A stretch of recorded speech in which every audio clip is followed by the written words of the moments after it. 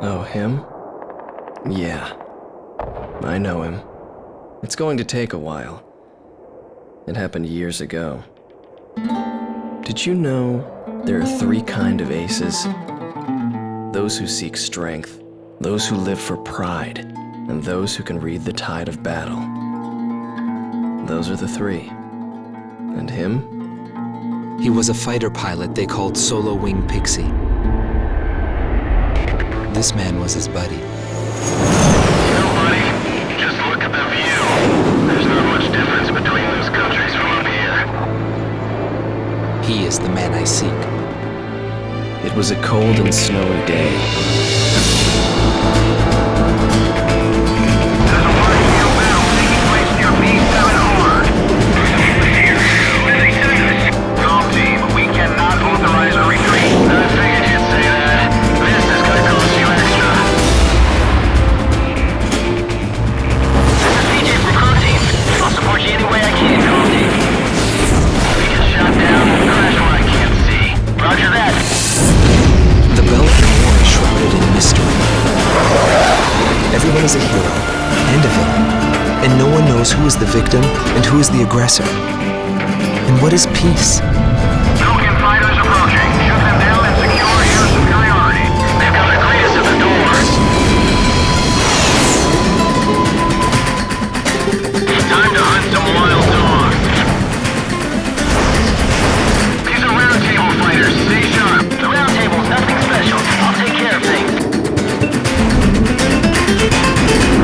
No rules in a dogfight. You just have to take the enemy out. The fight does not end until one side is completely dead. Learn to accept it, kid. This is war. Fire away, coward. Come on.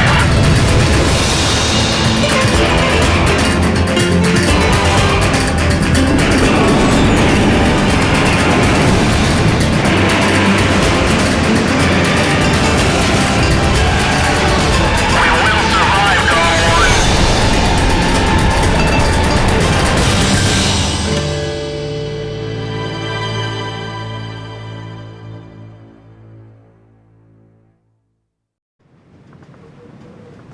Oh, him? Yeah, I know him. It's going to take a while. It happened years ago. Did you know there are three kinds of aces? Those who seek strength, those who live for pride, and those who can read the tide of battle. Those are the three. And him? He was a true ace.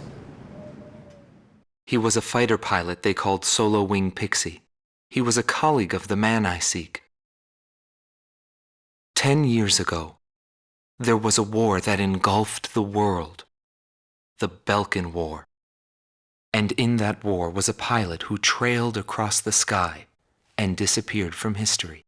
He was a lone mercenary who inspired both fear and admiration. He is the man I seek. And so, with the words of Solo Wing, the curtain rises.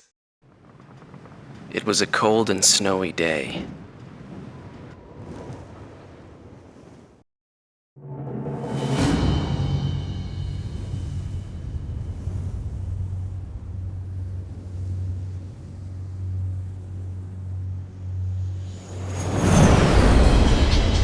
It's starting to come down.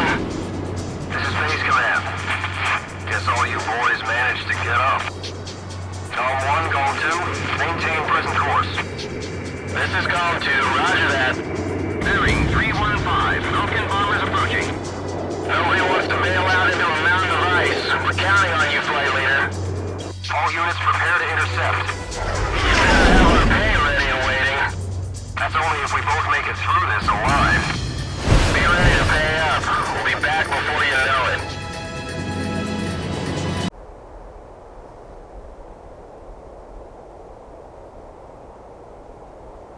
All team, you have permission to land. It all started on that snowy day. My first impression was he had potential. The Belkan War is shrouded in mystery. But now, a decade after the peace accords, a portion of the records was finally released. I quickly got a hold of it. Wanting more details, I acquired information from unknown sources. There was a reason for my obsession.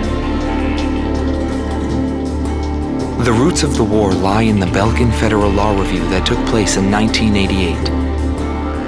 Belka, suffering from economic strife, permitted its eastern territory to secede, and the Republic of Ustio was born. But Belka's economic troubles did not subside. Meanwhile, taking advantage of the situation, the world superpower Osea continued to flourish.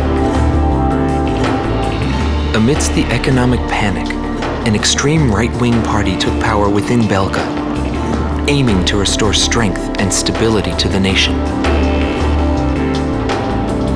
And on March 25th, 1995, with the discovery of natural resources in Ustio, Belka began to invade its neighbors. It was the beginning of the Belkan War. Unprepared, each country fell quickly before the might of the legendary Belkan Air Force. In just a few days, they occupied all territories except for the mountain range. In response, the occupied Ustio government military placed all their hopes on a joint operation between Osea and the foreign mercenary forces.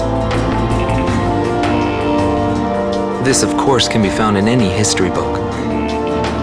But I noticed a strange similarity in the materials I gathered. There were several accounts about a mercenary, all followed by the code word, demon. But most of the information was incomplete. Still, I was intrigued. I decided to pursue the history of the Belkan War through this mercenary. I was certain I would find something there.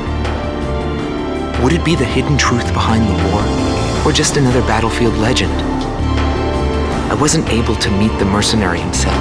Actually, it's questionable if he ever did exist. But thanks to some old friends in the military, I was able to track down several individuals who knew him.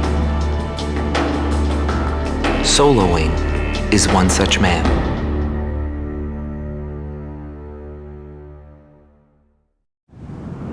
Belkan Priority 1 Strategic Airspace B-7R, aka the Round Table.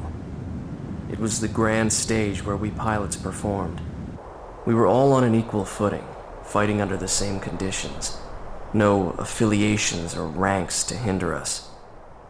Aces from every nation crisscrossed through those skies in pursuit of air superiority. The only rule of engagement was to survive.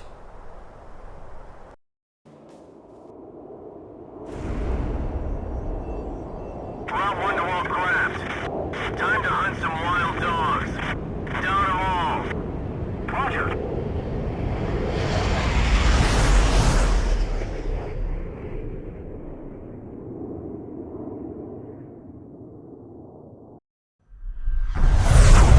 Two craft approaching at high speed. Let's take care of them.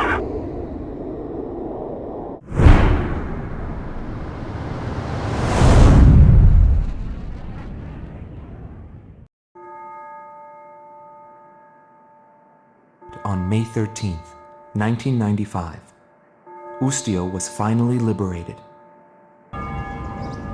The tide of war was about to change dramatically.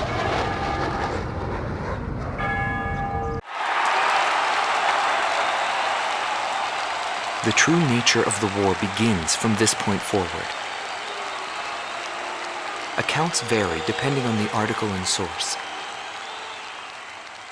Everyone is a hero and a villain, and no one knows who is the victim and who is the aggressor. And what is peace? All questions commonly asked about any war in history. As the battlegrounds move to Belka, he is also thrust into the middle of this war. This is also where my interests shift from the war to him. Thank you for securing your superiority.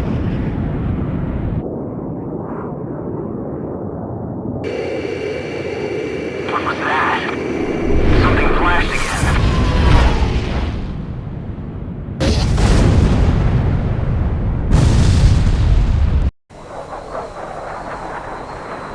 Welcome back.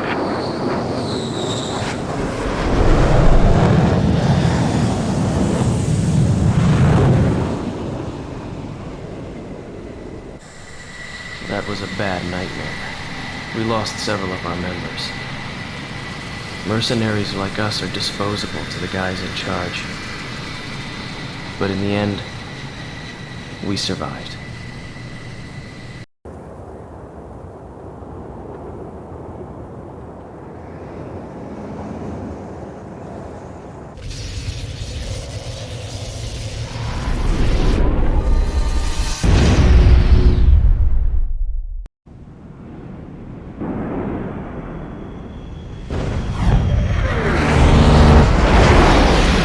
Incoming message from Allied Forces HQ.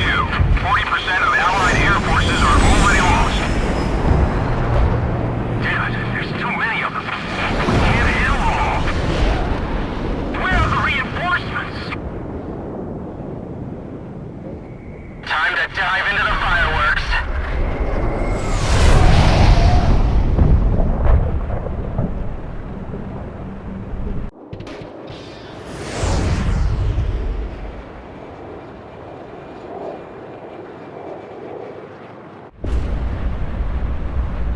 George Leader to all units. Escaping craft is headed this way. It's Hookavine. Don't let your guard down. Another one's coming. That plane. Is that the Vulture? My pulse raced at the astounding accomplishments of the mercenary known as Demon Lord. I forgot about my job and read everything I had on hand. Around the time Demon Lord received his nickname, South Belka showed signs of weariness regarding the war. Because the region was set up as a defense line to protect the birthplace of Belka in the north, the people's dissatisfaction had reached a climax. The cities declared themselves demilitarized and peacefully surrendered to the Allied forces. Unable to establish a defensive position, the Belkan army kept retreating to the north. The end of the war was fast approaching. I was given an opportunity to interview the former aces of the Belkan Air Force. Back then, they were the masters of the sky, and they had also known him. So I crossed the border to follow his trail. I wanted to capture the war and the Demon Lord from their point of view, to capture the voices of those who were there.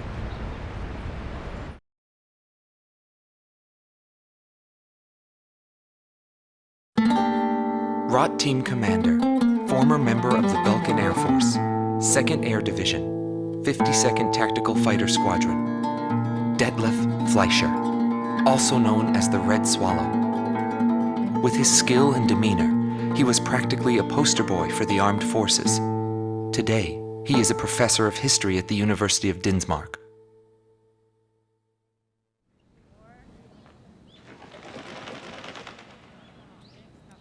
Back then, I was bursting with pride.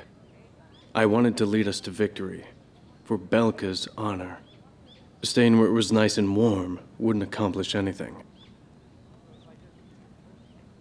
My flight's mission was to maintain air superiority in Area B7R, an essential area that we couldn't allow to be violated. That day, when I heard the order from HQ for reinforcements, I became angry. The station force was in chaos because of just 2 mercenaries. There was no way the mighty Belkan Air Force could lose to mere mercenaries. My pride was shot, and the round table was defiled. What went wrong? Whatever it may be, the fact remains I was forced to walk a different path in life than the one I had envisioned.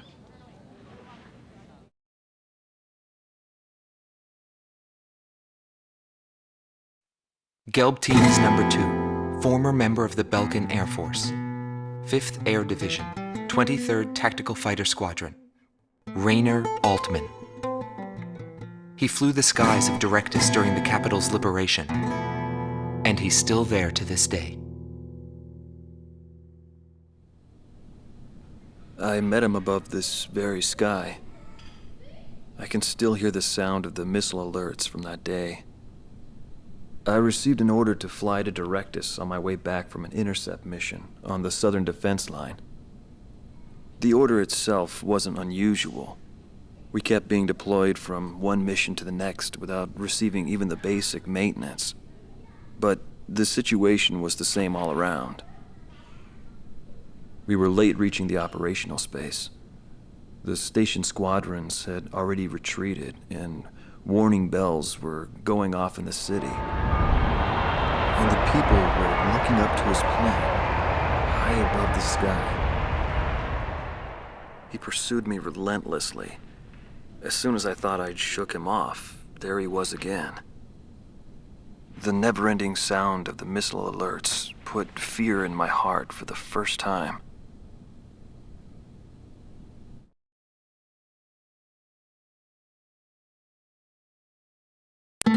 This man was head of the command group and was known as the Vulture. Schwartz Team Commander, Dominik Zubov, former member of the Belkan Air Force, 13th Night Fighter Air Division, 6th Tactical Fighter Squadron. He fled after the final battle in order to avoid prosecution for various war crimes. He is still on the run and being hunted as an escaped killer. Sorry about the accommodations. Goes with the business. I'm not active during the day. Back then, I was a shadow assassin, an escapee killer. Given the order, I'd even shoot down my own comrades. I received an order to take down deserting craft on that day. It was a typical assignment. But something unexpected happened. My target was no new recruit, but a top ace of the Belkan Air Force. And he just had to go and run straight into the chaos at the round table. The man was sharp, just like the rumors. But that wasn't the problem. The problem was that the mercenary team of Solo Wing and him were there. Thanks to them, I lost my target. I figured the least I could do was take them down in return. Of course, that was where my luck ran out. Every time I flew with him, his skill stood out. He was unstoppable. It didn't matter where the battlefield was. The man had complete trust in his own powers.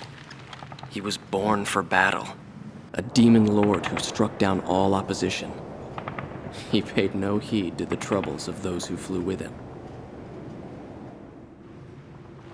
Before long, everyone had taken notice of him. More and more would show up to watch him go off on sortie. Mercenaries or maintenance crew, it didn't matter. People wanted to burn his image to their memories. Hell, they weren't the only ones. Ignore the civilians. Our priority is withdrawing the troops out of the area. Abandon Block D. Join up with 5th Company from Block C. Don't leave anything behind for the Allied forces. Mission objective fulfilled. All units, return to base. Damn them all. Nobody knew why they were fighting anymore. All I felt at that point was sadness for the world. That's why June 6th, 1995.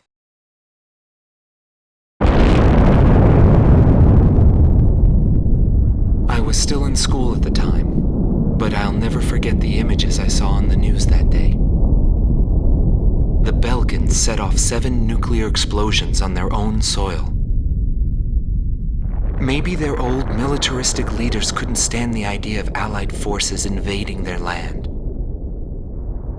and declared to the world that the land to the north was the Holy Land of Belka. According to official records, more than 12,000 people died. It was a grand self-sacrifice that engulfed all. The only thing remaining was the desolate landscape.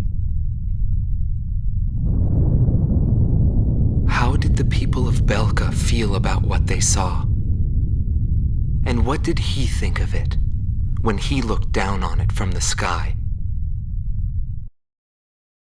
June 20th, 1995.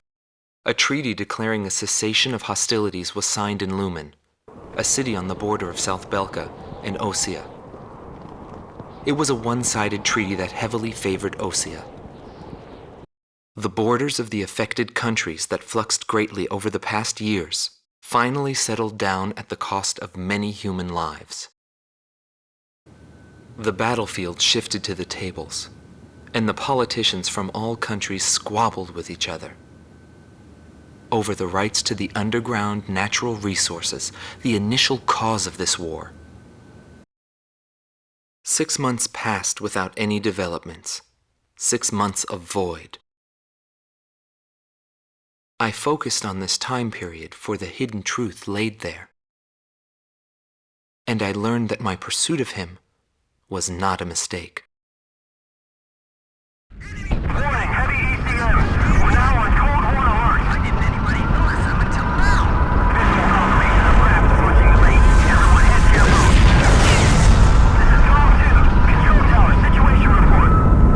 Fire! Unidentified craft entering our airspace. Here they come. Take them out of the way. They're going for the runway. Target hit on the runway. We can't take off.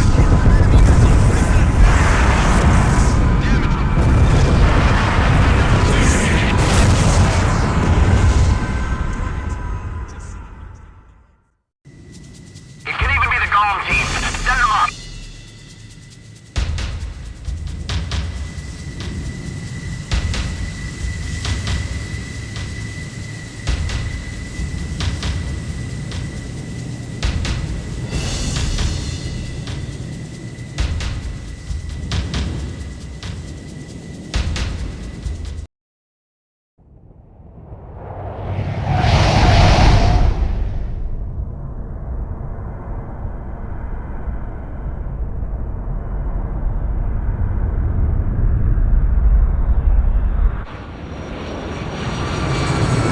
Target XBO sighted.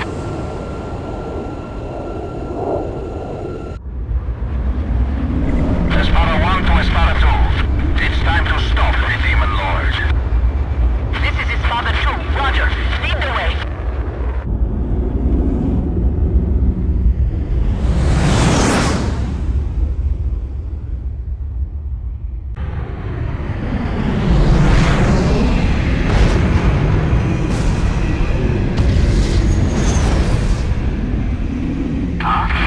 There's a coded message on the radio.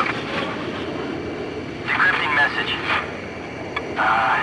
Yo, buddy, you still alive? Yes.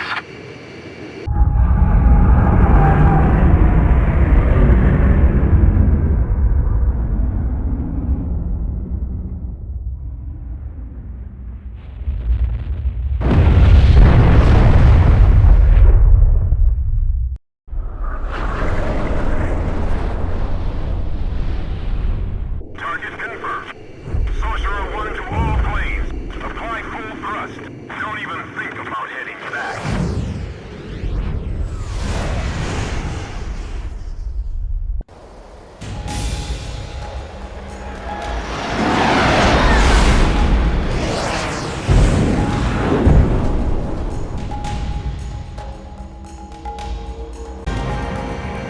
Now the war is finally over. I got a girlfriend back at the base. I'm gonna propose to her when I get back. I even bought flowers. Warning, unknown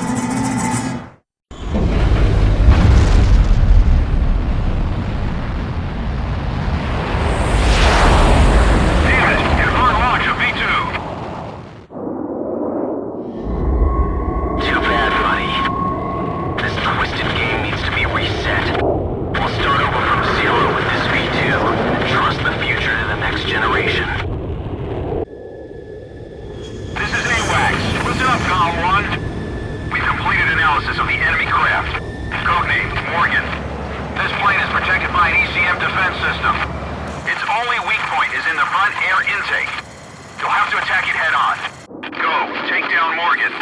You're the only one who can stop him. Demon Lord of the Round Table, I pray for your success.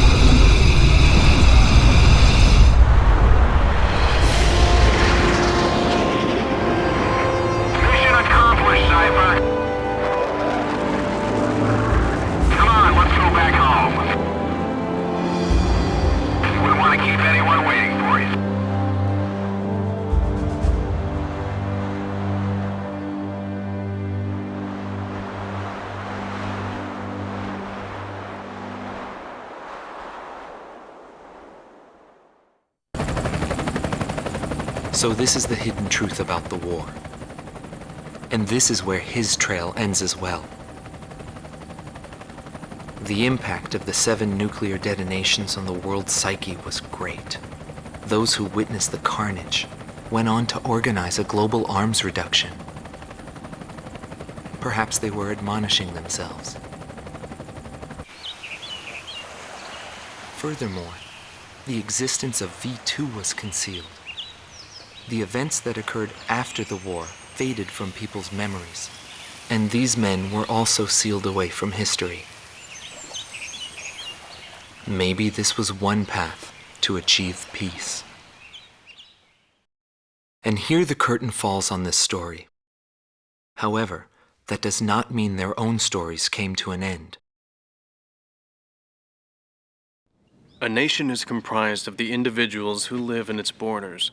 It can only become a nation when it is supported by those individuals.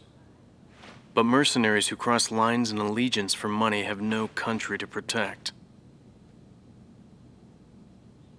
They only fight for their own power and fame. But if that was the case, then why did I lose to him? Maybe not having the burden of a nation allows you to fly faster. I bailed out and landed here. The captain was gone. I've lived a comfortable life since then, and I probably have him to thank for that.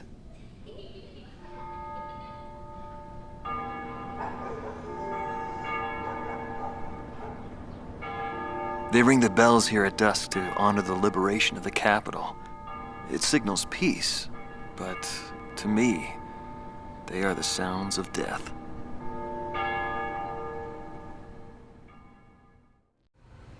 Is the man still alive?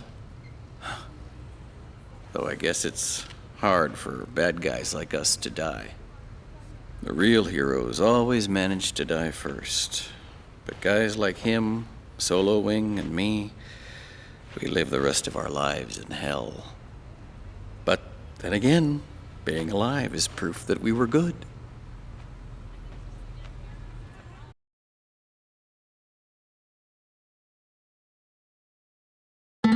Marcela Vasquez, the Espada team's number 2 and former member of the Sapan Air Force, 9th Air and Land Division, 11th Tactical Fighter Squadron. She is thought to be a survivor of the Coup d'etat squadron. She currently earns a living as a dancer. If the Demon Lord hadn't appeared, our lives might have been different. For me, it wasn't about flying or ideals. Most of all, it was about him, my flight lead. Our mission was to escort the heavy command cruiser that was to act as transportation for the organization.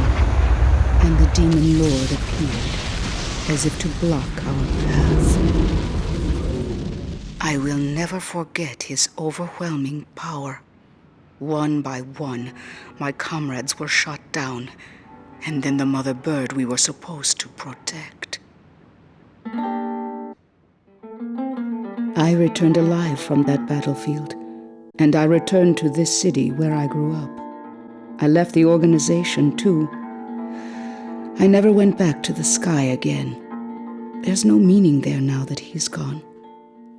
He died in that fight. But I don't blame anyone. The regret and suffering that remained after that battle were also what he had given me. They're among the precious few things he left behind.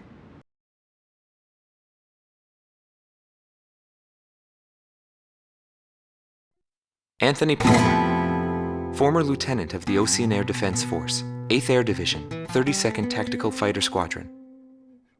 He's been missing for some time, along with Captain Bristow of the same unit, since the decisive Battle of Valdreich. Captain Bristow is rumored to be one of the founding members of A World with No Boundaries. Palmer's ties to the captain have led many to believe that he is a high-ranked individual within the group. He currently works for an insurance company based in Aurid, the capital city of Osea. Demon Lord was right. Everything he touched fell apart. I thought I was watching magic. When I was in the military, they called me an ace too. I got medals for my actions on numerous battlefields. I never felt fear toward an opponent.